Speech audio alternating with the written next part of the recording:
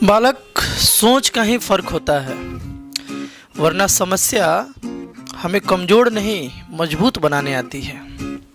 Maths में भी अगर कोई बड़ा समस्या आता है बालक, तो वो कहीं ना कहीं हमें मजबूत बना कर जाता है, कुछ बेहतर सिखा कर जाता है बालक। रियल लाइफ में भी ऐसे ही होता है। प्रॉब्लम आए तो घबराना नहीं चाहिए, वहाँ से हमें लेसन लेना चाहिए, सीखना चाहिए बालक, है कि नहीं है।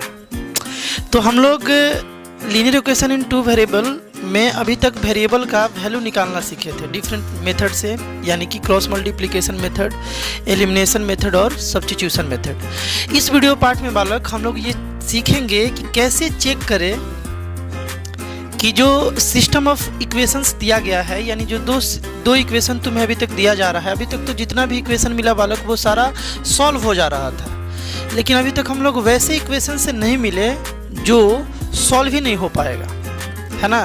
यानी कि कैसे चेक करेंगे कि जो इक्वेशन हमें दिया गया है वो सॉल्व होगा कि नहीं होगा। अभी तक तो जितना भी मिला सब हम लोग सॉल्व कर लिए, लेकिन कुछ ऐसा भी इक्वेशन होता है, यानी पेयर ऑफ इक्वेशन ऐसा भी होता है बालक, जिसे तुम सॉल्व ही नहीं कर पाओगे।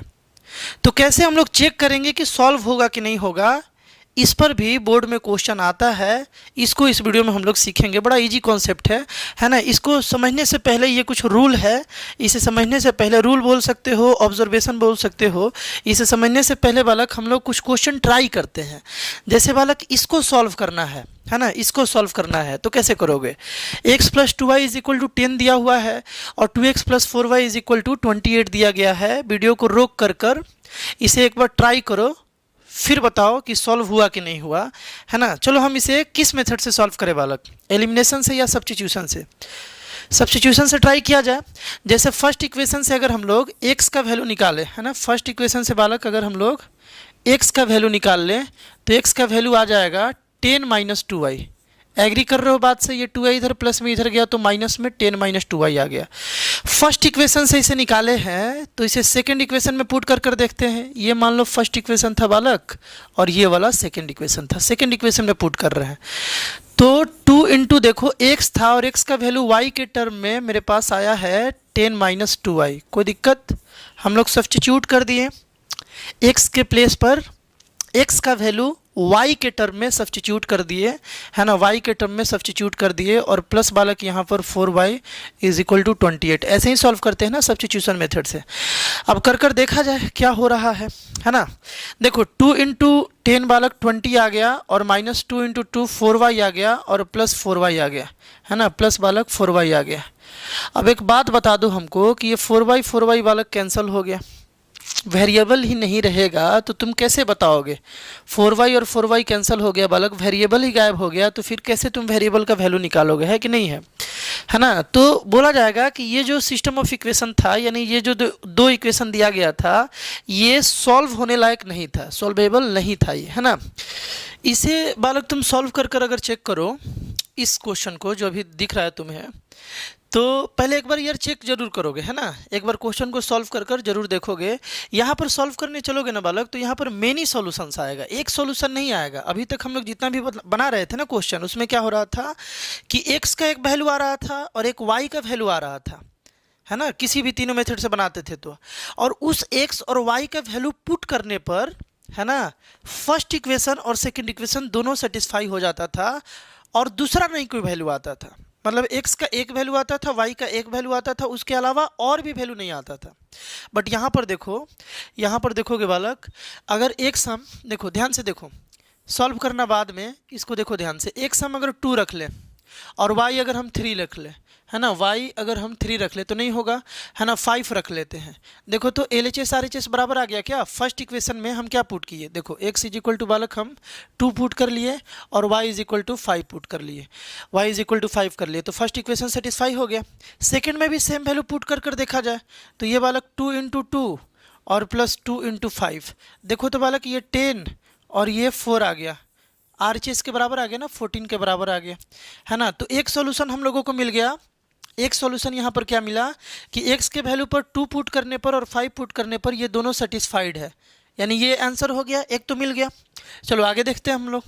अगर हम x बोल रहे हैं ना बालक, तुम 3 पुट कर लो और y जो है ना इसे तुम 4 पुट कर लो। ये पुट कर देखो, ये पुट कर देखा जाए तो x के प्लेस पर हम 3 पुट कर दिए है ना, 3 और प्लस y के प्लेस पर हम 4 पुट कर दिए, तो ये कितना बन गया 7 बन गया है ना। यानी कि फर्स्ट इक्वेशन का चलो ये सॉल्यूशन है, लेकिन वो सेकंड का हो जाए तब ना सिस्टम का सॉल्यूशन है।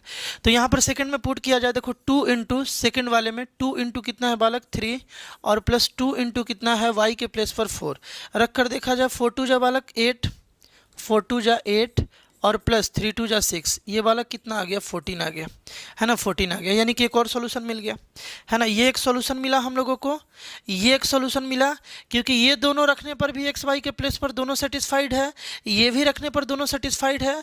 तुम चाहो तो एक्स के प्लेस पर 1 रख लो और वाई के प्लेस पर बालक 6 रख लो, फिर भी ये सेटिस्फाइड है, फिर भी ये सेटिस्फाइड है। देखो एक्स के प्लेस पर 1 और वाई के प्लेस पर 6 रखेंगे तो ये 7 बन गया, और यहाँ रख के देखा जाए देखो 2 इंटू 1 प्लस 2 इंटू 6, 2 इंटू बालक 6, देखो यहाँ पर 6 इंटू 2 12 आ गया और प्लस 2 इंटू 2 14 आ गया है ना, 12 प्लस 2 14 आ गया, यानी कि RHS के बराबर आ गया। कहने का मतलब ये है कि अभी तक जितना भी क्वेश्चन बना रहे थे वहाँ पर एक्स और वाई का यूनिक सॉल्यूशन आता था। यूनिक कहने का मतलब ये है कि एक्स का मात्र एक वैल्यू आता था, वाई का मात्र एक वैल्यू आता था जिस पर वो दोनों इक्वेशन सेटिस्फाइड होता था, उसके अलावा कोई वैल्यू बालक नहीं आता था, है ना। लेकिन ये वाला जो हम लोग क्वेश्चन देखे पहले वाला, इसमें तो वेरिएबल ही कैंसिल हो गया ना, ये तो सॉल्व ही नहीं हो पाया। और ये वाला जो हम लोग क्वेश्चन देख रहे हैं ना, इसे जब तुम सॉल्व करोगे ना तो इसका 1-2 सॉल्यूशन नहीं आएगा, बहुत सारा सॉल्यूशन आ जाएगा। देख रहे हो ना, अभी तो हम लोग 3 सॉल्यूशन निकाले हैं, है ना, और भी तुम चाहो तो सॉल्यूशन निकाल सकते हो। एक्स को 0 पुट कर लो, वाई को 7 पुट कर लो, इस पर भी हो जाएगा। एक्स को 0 पुट करो, वाई को 7 पुट करो, एक्स को 7 वाई को 0, उस पर भी हो जाएगा, है ना। तो बहुत सारा यहाँ पर सॉल्यूशन निकल सकता है, तो इसे बोलेंगे कि ये मेनी सॉल्यूशन का केस है, समझ रहे हो ना।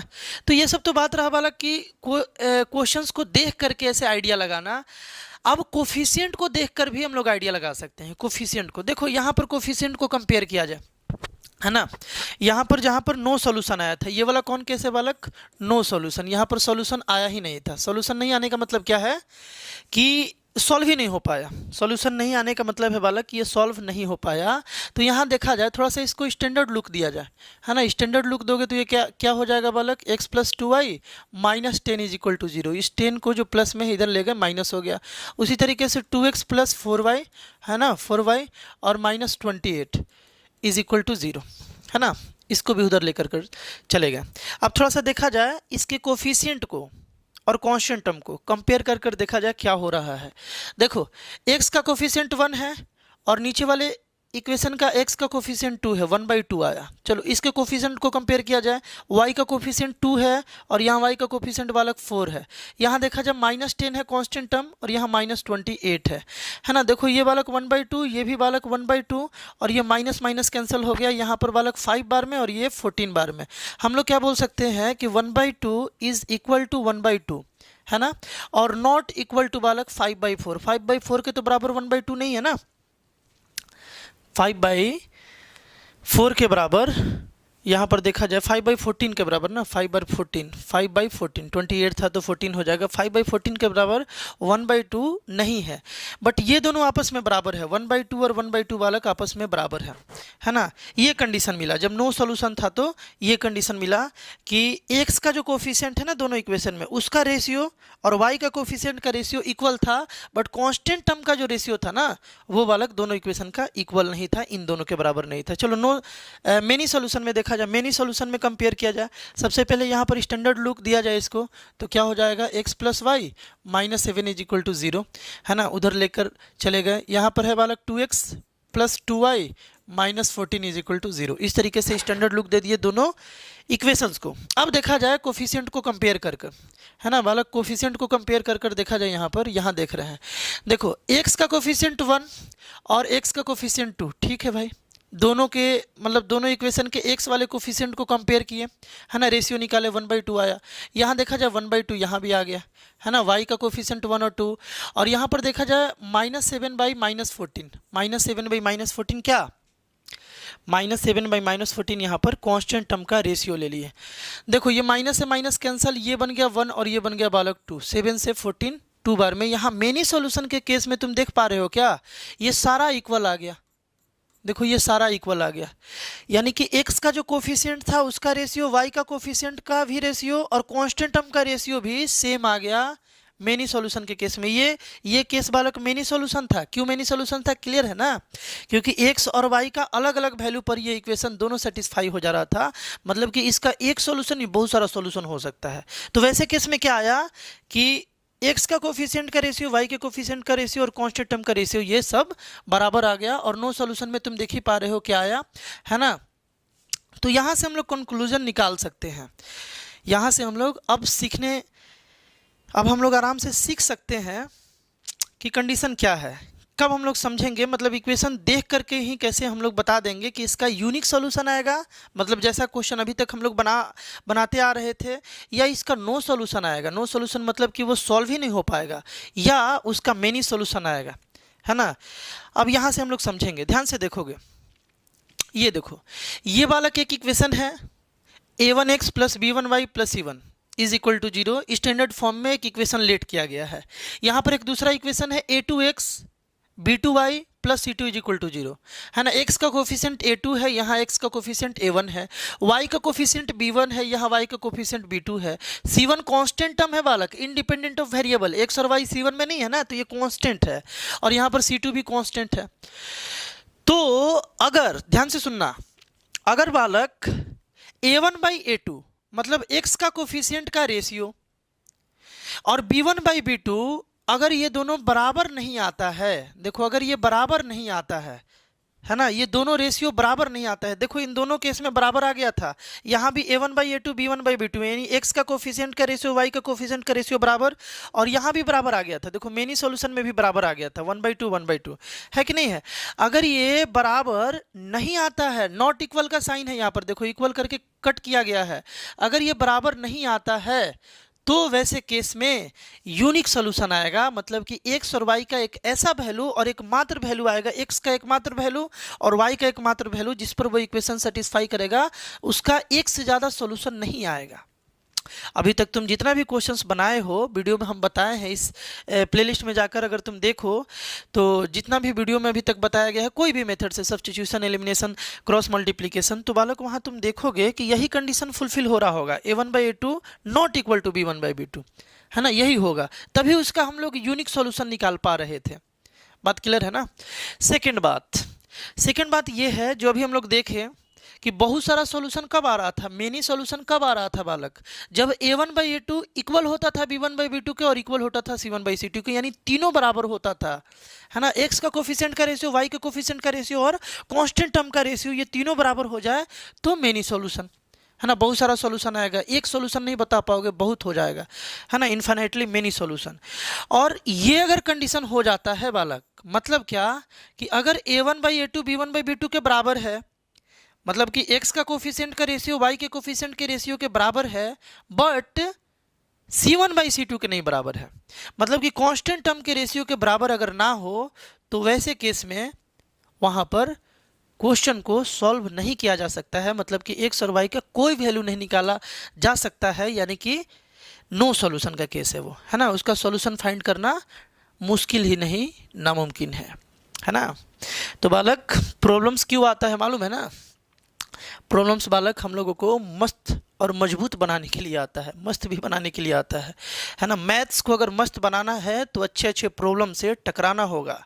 इस चैनल पर मैथ्स बूस्टर कर एक प्लेलिस्ट बना हुआ है जिसमें बहुत अच्छे अच्छे प्रॉब्लम्स हैं, मज़ा आ जाएगा। उसके सॉल्यूशंस को अगर, उसके क्वेश्चंस को अगर तुम बालक ट्राई करोगे और फिर उसके सॉल्यूशंस को देखोगे तो दिल गार्डन गार्डन हो जाएगा, मज़ा आ जाएगा। मैथ्स में भी गार्डन गार्डन होता है बालक, दिल देखोगे ध्यान से। यहाँ पर अब हम लोग क्वेश्चंस कुछ करते हैं, है ना। इन बातों को ध्यान में रखना है, देखो इन बातों को बालक ध्यान में रखना है, और उसके बाद हम लोग क्वेश्चंस कर देखते हैं कि कैसा इस कॉन्सेप्ट से रिलेटेड क्वेश्चंस आता है बालक, है ना। और इसी को हम लोग फिर ग्राफ से भी समझेंगे, है ना। अगले वीडियो पार्ट से हम लोग वर्ड प्रॉब्लम सीखेंगे। टोटल 40 या 50 क्वेश्चन हम वर्ड प्रॉब्लम का कराने वाले हैं। इस चैप्टर में जो वर्ड प्रॉब्लम्स है उसमें बच्चे काफ़ी स्ट्रगल करते हैं, तो बिल्कुल जीरो लेवल से हम वर्ड प्रॉब्लम सिखाने वाले हैं अगले वीडियो पार्ट से, है ना। बिल्कुल जीरो लेवल से बताया जाएगा, और उसके बाद जब ये वर्ड प्रॉब्लम वाला जब पूरा का पूरा कॉन्सेप्ट क्लियर हो जाएगा तुम्हारा, तो उसके बाद हम फिर ग्राफिकल मेथड इसका पढ़ाएंगे। वहाँ भी हम लोग देखेंगे कि ग्राफ को देख कर हम लोग बता सकते हैं कि यूनिक सोल्यूशन आएगा, नो सोल्यूशन आएगा या मिनी सोल्यूशन आएगा, वहाँ देखेंगे। चलो अभी हम लोग क्वेश्चन करते हैं, है ना। क्वेश्चन बड़ा सिंपल आता है बालक, अगर यहाँ से क्वेश्चन आ जाना तो स्कोरिंग होता है, बच्चे इजीली उस क्वेश्चन से डील कर लेते हैं। बस 3 बात तो ध्यान रखना है। क्वेश्चन में ये है कि फाइंड द वैल्यू ऑफ के का वैल्यू फाइंड करना है, के का बालक वैल्यू फाइंड करना है ना, के का वैल्यू फाइंड करना है। For which the system of equation, 2 equation तुमको दिया गया है, ये इक्वेशन और ये इक्वेशन, है ना, इसका यूनिक सॉल्यूशन मिल जाए। मतलब के का किस वैल्यू पर ये जो 2 इक्वेशन है, एक इक्वेशन और एक इक्वेशन, ये दोनों इक्वेशन के किस वैल्यू पर यूनिक सॉल्यूशन देगा, ये तुम्हें बताना है ना। मतलब ये है कि तुमको यहाँ पर एक के दे दिया, वाई का कोफिशिएंट नहीं दिया, तुमसे पूछा जा रहा है ना कि के प्लेस पर ऐसा क्या वैल्यू रखोगे कि ये दोनों इक्वेशन जो है ना यूनिक सॉल्यूशन दे, मेनी नहीं दे, नो भी नहीं दे, क्या दे, यूनिक दे। तो बड़ा सिंपल बात है बालक, सबसे पहले इसको स्टैंडर्ड लुक दे दो, x minus 2y minus 3 is equal to 0, इसको भी दे दो स्टैंडर्ड लुक। स्टैंडर्ड लुक कहने का मतलब ये है कि RHS में 0 हो जाना चाहिए, है ना। स्टैंडर्ड लुक कहने का मतलब क्या है, RHS में 0 हो जाना चाहिए, तो 0 कर दिए, RHS में जो भी है उसको इधर ला दिए। तो बालक बता दो यहाँ पर A1 कितना है, 1 है ना। A2 कितना है बालक, A2 कितना है, देखो तो A2 मतलब x का कोफिशिएंट ये बालक 3 है। देखो B1 कितना है बालक, B1 माइनस 2 है, देखो y का कोफिशिएंट B1 है -2, और B2 कितना है, B2 है बालक k, है ना, प्लस k है। C1 कितना है -3, और C2 कितना है बालक -1। इस तरीके से हम लोग x के कोफिशिएंट को A1 समझेंगे और दूसरे इक्वेशन में x के कोफिशिएंट को A2 समझ लेंगे, है ना। उसी तरीके से B1 y के कोफिशिएंट को एक इक्वेशन के और दूसरे इक्वेशन के y के कोफिशिएंट को B2 समझेंगे। तो यहाँ पर हम लोग कंपेयर कर देख लेंगे, है ना, कंपेयर कर अब बनाएंगे। यूनिक सोल्यूशन के लिए बालक हम लोग पढ़े थे, देखो यूनिक सोल्यूशन के लिए हम लोग पढ़े थे कि A1/A2 not equal to B1/B2, तो इसी कॉन्सेप्ट का यूज करेंगे, है ना, इसी कॉन्सेप्ट का यूज करेंगे कि A1/A2 जो है ना, देखो A1/A2 जो है, A1/A2 नॉट इक्वल होना चाहिए B1/B2 के, है ना। यहाँ लिखेंगे, एग्जाम में हम लोग लिखेंगे for unique solution we have A1/A2 not equal to B1/B2। अब पुट किया जाए A1/A2 यानी कि 1/3 नॉट इक्वल होना चाहिए बालक किसके, -2/k के, है ना, B1/B2, ये बात होना चाहिए। इसे अब सॉल्व किया जाए, है ना, इसे सॉल्व किया जाए। देखो इस k को हम इधर लाते हैं, है ना, k को इधर लाते हैं और इस 3 को इधर लाते हैं, तो ये नॉट इक्वल किसके होना चाहिए, -6 के। 3 × 2 6 -6 के। इसका मतलब ये हुआ बालक कि k जो है ना, ये अगर 6 ना रहे, k जो है अगर 6 ना रहे, तो ये सिस्टम ऑफ इक्वेशन जो है ना हमें यूनिक सॉल्यूशन देगा। मतलब इसका जो आंसर होगा ना इस क्वेश्चन का आंसर होगा और रियल नंबर, कोई भी रियल नंबर पुट कर लो, केवल क्या नहीं पुट करना है, -6, है ना। -6 को छोड़कर कोई भी रियल नंबर यहाँ पुट कर लो k के प्लेस पर, k का कोई एक आंसर नहीं है, k के प्लेस पर -6 छोड़कर कुछ भी पुट कर लो, ये जो इक्वेशन है ना दोनों, ये हमेशा यूनिक सॉल्यूशन देगा, ये बात है। मतलब कि k केवल क्या नहीं होना चाहिए, क्या नहीं होना चाहिए बालक, -6 नहीं होना चाहिए। -6 के अलावा k के प्लेस पर कुछ भी रख लो, ये हमेशा हम लोगों को यूनिक सॉल्यूशन देगा। कोई दिक्कत है क्या किसी को, समझ पा रहे हो। तो यहाँ पर k का तुमसे वैल्यू 1 नहीं पूछा था, या पूछा भी होता तो एक यहाँ पर वैल्यू नहीं आया, कितना आया, बहुत सारा आया। बस क्या नहीं होना चाहिए, -6, उसके बाद कोई भी रियल नंबर, 2 भी इसका आंसर है, 3 भी आंसर है, 6 भी आंसर है, केवल -6 आंसर नहीं है। कोई दिक्कत है ना, क्योंकि देखो अगर -6 यहाँ पुट कर दोगे ना, तो फिर A1/A2 यहाँ पर B1/B2 के बराबर हो जाएगा, है ना, A1/A2 B1/B2 के बराबर हो जाएगा, और फिर हम लोगों को यूनिक सॉल्यूशन नहीं मिलेगा, इसीलिए ऐसा किया गया। तो इस टाइप के क्वेश्चन को बालक ऐसे ही डील करना है। अगला क्वेश्चन बहुत सिंपल है, बोला जा रहा है कि k का वैल्यू बताना है for which the given system of equation जो है ना, ये जो बालक इक्वेशन जो है हैज़ मेनी सॉल्यूशन, इसमें क्या हो, बहुत सारा सॉल्यूशन मिल जाए। तो मेनी सॉल्यूशन के लिए केस तुम क्या पढ़े बालक, मेनी सॉल्यूशन के लिए पढ़े A1/A2 जो है इक्वल टू B1/B2, है ना, इज इक्वल टू C1/C2। ये केस है, मेनी सॉल्यूशन के लिए ये केस हम लोग पढ़े हुए हैं, है कि नहीं है। तो कैसे बनाया जाए, बड़ा सिंपल बात है। यहाँ पर पहले स्टैंडर्ड लुक अगर तुम दोगे, है ना, अगर तुम स्टैंडर्ड लुक इसको दोगे तो ये क्या बन जाएगा, x plus k plus 1 y, है ना, और -5 इज इक्वल टू 0। और एक क्या बनेगा, k plus 1 x plus 9y, और यहाँ पर plus 1 minus 8k is equal to 0। ये ऑलरेडी स्टैंडर्ड लुक में था। तो ये अब तो बता सकते हो ना कि a क्या है, लिखते नहीं है, हम तुमको बताते हैं, ध्यान से सुनो। a मतलब x का कोफिशिएंट 1 है, b1 मतलब a1 मतलब x का कोफिशिएंट 1, b1 मतलब y का कोफिशिएंट k प्लस 1, और c1 मतलब -5 कांस्टेंट टर्म। उसी तरीके से यहाँ पर जो a2 होगा वो x का कोफिशिएंट k प्लस 1 हो जाएगा, और b2 जो होगा y का कोफिशिएंट 9 है, यहाँ पर ये वाला बात है ना। और उसके बाद बालक जो यहाँ पर C2 है यानी कांस्टेंट टर्म है वो है 1 माइनस 8k। k का वैल्यू बताना है, तो k का वैल्यू, k यानी एक वेरिएबल है, एक कोई इक्वेशन कहीं से मिल जाए तो काम हो जाए, एक इक्वेशन, है ना, एक इक्वेशन कहीं से मिल जाए तो काम हो जाए। यहाँ पर मेनी सॉल्यूशन के लिए सुनोगे, इनफाइनेटली मेनी सॉल्यूशन के लिए हम लोगों के पास क्या है, 1/k प्लस 1। देखो a1/a2 x का कोफिशिएंट बाई x का कोफिशिएंट, ये इक्वल होना चाहिए b1/b2 के बराबर होना चाहिए, है ना। b1 क्या है, y का कोफिशिएंट k प्लस 1, और b2 क्या है, y का कोफिशिएंट 9, और ये किसके इक्वल होना चाहिए बालक, कांस्टेंट टर्म के, -5/1 माइनस 8k, इसके इक्वल होना चाहिए। मतलब for many solution we have this condition, हम लोगों के पास ये कंडीशन बालक होना चाहिए। k का वैल्यू फाइंड करना है ना क्वेश्चन में। देखो क्वेश्चन में क्या करना है बालक, k का वैल्यू फाइंड करना है, तो क्या करोगे, k का वैल्यू फाइंड करना है तो कहीं से भी एक इक्वेशन बना लो जहां से तुम्हें सिंपल पड़े। तुम इन दोनों के हेल्प से एक इक्वेशन बना लो, या इन दोनों की हेल्प से एक इक्वेशन बना लो, ये सब तो इक्वेशन ही है ना, या तुम इन दोनों की हेल्प से एक इक्वेशन बना लो, कहीं से इक्वेशन बना लो, इजीली तुम k का वैल्यू निकाल पाओगे। चलो इन दोनों की हेल्प से बनाते हैं, यहाँ से क्वाड्रेटिक चला जाएगा, कोई दिक्कत नहीं है, बना लेते हैं, है ना, यहाँ से क्वाड्रेटिक जाएगा तो कोई समस्या नहीं है, हम लोग बना लेते हैं। यानी कि इन दोनों की हेल्प से बना रहे हैं, देखो ये इसके साथ हम एक इक्वेशन फॉर्म कर रहे हैं, है ना। यहाँ पर 1/k प्लस 1 जो है, यहाँ देखो ये 9 यहाँ आएगा मल्टीप्लाई में, तो 1 × 9 हो जाएगा बालक, और ये k प्लस 1 इधर जाएगा तो मल्टीप्लाई हो जाएगा, यानी कि k प्लस 1 × k प्लस 1 हो जाएगा, k प्लस 1, है ना, k प्लस 1 का होल स्क्वायर हो गया, है ना। इसको क्या लिख सकते हैं, 2 बार, है ना, इसको हम लोग क्या लिख सकते हैं बालक, k प्लस 1 का होल स्क्वायर, एक बार और एक बार 2 बार मल्टीप्लाई होगा तो स्क्वायर आ जाएगा। यहाँ से 9 is equal to k square plus 2k और प्लस 1, फार्मूला पर इसे ब्रेक कर लिए, है ना, फार्मूला पर बालक ब्रेक कर लिया गया। इसे सॉल्व किया जाए, 9 को उधर ले गए बालक, तो ये बन गया 0 is equal to k square plus 2k, है ना, और प्लस 1 माइनस 9, प्लस 1 माइनस 9 यानी -8 आ गया, -8 आ गया। इसे सॉल्व कर लिया जाए, है ना, इस 9 को इधर भेज दिए तो ये -8 बन गया। अब इसे सॉल्व किया जाए, क्या है अपने पास, k square plus 2k -8 is equal to 0। इसे मिडिल टर्म स्प्लिटिंग की हेल्प से हम लोग सॉल्व कर सकते हैं। क्या लिखे बताओ, k square plus 4k minus 2k minus 8 is equal to 0, है ना, ब्रेक कर दिए मिडिल टर्म, k कॉमन लिए तो बालक k प्लस कितना आ गया 4 और -2 यानी कि k plus 4 is equal to 0।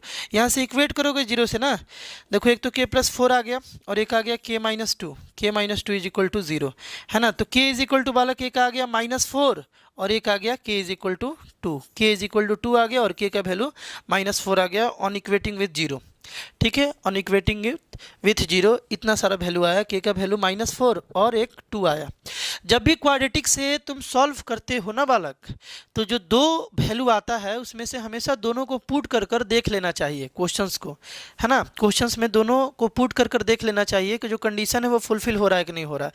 Condition fulfil होने का मतलब क्या है कि मेनी सॉल्यूशन के लिए एक बार देख लो कि k के प्लेस पर तुम -4 यहाँ पुट करोगे, है ना, k के प्लेस पर अगर माइनस, इसको थोड़ा छोटा किया जाए, स्पेस बनाया जाए, k का वैल्यू हम लोग 2 निकाले हैं, है ना, k का वैल्यू हम लोग 2 निकाले हैं बालक, एक -4 और एक 2।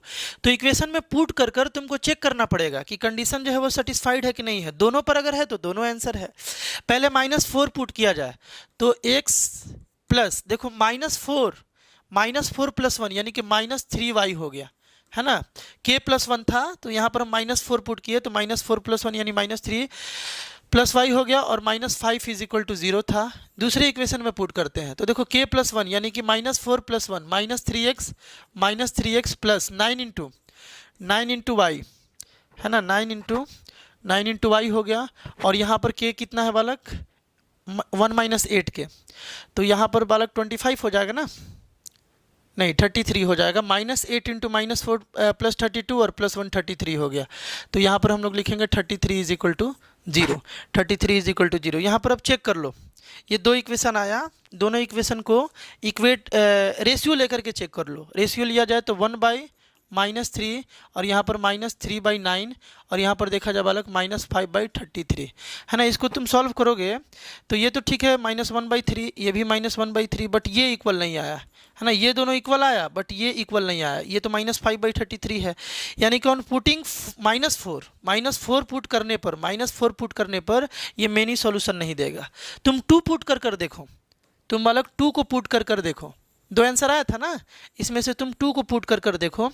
तो 2 पुट करोगे तो बालक क्या हो जाएगा, x प्लस 2 प्लस 1y यानी कि 3y, है ना। 2 प्लस 1 यानी 3y और -5 इज इक्वल टू 0। और इसमें पुट किया जाए 2 प्लस 1 यानी कि 3x और प्लस 9y तो है ही बालक, है ना। और यहाँ अगर 2 पुट किए k के प्लेस पर तो ये कितना बन जाएगा, 1 माइनस बालक बन जाएगा ये 16 यानी कि -15 इज इक्वल टू 0। अब इसको चेक करो, कोफिशिएंट को कंपेयर कर देखा जाए तो ये 1/3 आ गया बालक, यहाँ से 3/9 आ गया और यहाँ से -5/-15 आ गया। तो ये कैंसिल 1 कितना 3, 5 से 3, ये भी 1/3 और ये भी 1/3, यानी कि ये तीनों इक्वल आ गया रेशियो। x के कोफिशिएंट का रेशियो, y के कोफिशिएंट का रेशियो और कांस्टेंट टर्म का रेशियो सेम आ गया on putting k is equal to 2, है ना। k के प्लेस पर 2 पुट करने पर ये बात आ गया।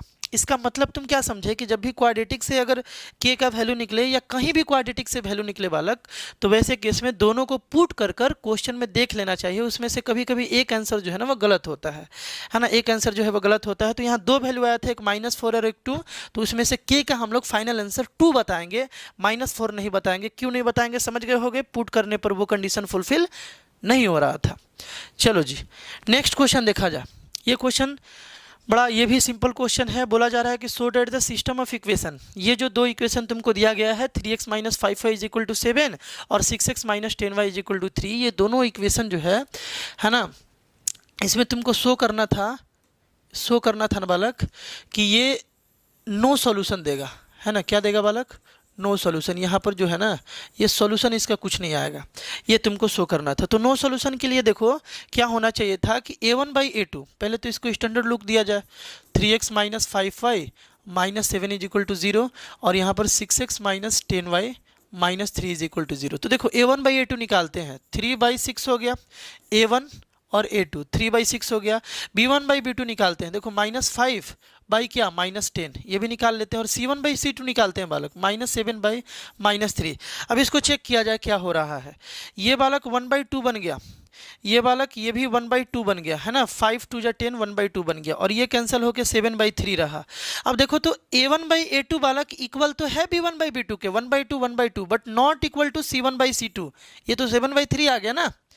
मतलब यहाँ पर हम लोग क्या देखें कि a1/a2 b1/b2 के इक्वल है बट c1/c2 के नॉट इक्वल है, उसके बराबर नहीं हो। और ये कंडीशन किस लिए होता है बालक, ये कंडीशन होता है नो सॉल्यूशन के लिए, है ना। तो यहाँ पर तुमको यही दिखाना था कि ये जो क्वेश्चन है, ये जो दो क्वेश्चन दिया हुआ है, दो मतलब इक्वेशन दिया गया है, इस इक्वेशन का कोई सोल्यूशन नहीं आएगा, ये तुम्हें शो करना था। तो तुम यहाँ पर लिखोगे, यहाँ पर लिख लोगे since a1/a2 equal to b1/b2, है ना, नॉट इक्वल टू c1/c2, ये कंडीशन यहाँ पर आ रहा है। So we can say this system of equations have no solution. यहाँ पर ये जो इक्वेशन का सिस्टम है इसका कोई सॉल्यूशन नहीं आएगा।